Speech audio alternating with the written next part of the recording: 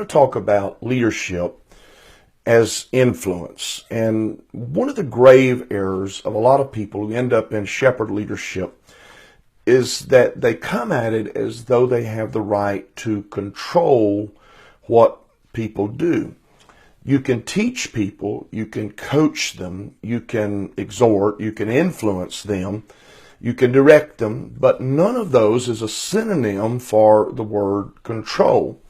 One of the 5 styles of leadership is commonly known as the command and control style. Of course, that comes from a military background, but within the work of a church, and this is also true within the work of a corporation, the idea of command and control is counter-effective to the work.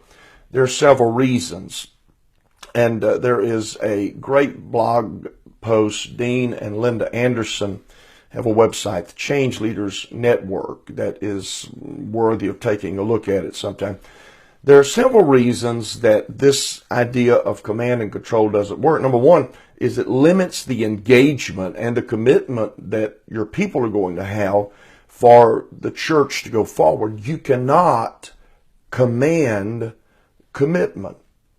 The second is that domineering, controlling leadership actually promotes resistance. Now, people may be sitting down on the inside because you commanded it,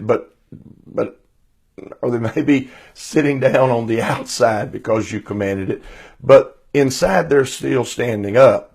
The third thing is it reduces the chance of creating lasting change. Think of the Soviet Union's control of Berlin. Did the communist control of Berlin, which lasted for a full generation, did it produce any lasting change? Virtually none. Why? Because they were doing what they did on the basis of control. The fourth thing is that this will keep a ministry leader from being flexible. And flexibility in leadership is important because everything that you do is not going to go right. None of us as leaders get to go to the mountain and come back with tablets of stone that are simply going to direct the future without there being any adjustment. Now, if you approach your leadership and dealing with your people as though you are some King Tut who can simply direct and you have a perspective that has come straight from the mouth of God, there is no allowance for flexibility. There's no allowance for adjustment. There's no allowance for experimentation in things that might work in moving your group of people forward. And then finally, this style of leadership, command and control, it minimizes a pastor's attention to the people aspect of what we're involved in. We ignore emotions. We ignore the reality that people have to have constant communication. Jesus was simply not a control and command leader. Instead, Jesus was what he wanted us to be. He was a shepherd. People who influence, who seek to broadly understand rather than hearing one perspective and then raising the rod as though they were Moses to lead into the future, even though it's a wrong direction. Those people who influence rather than control are going to affect the future in people's lives.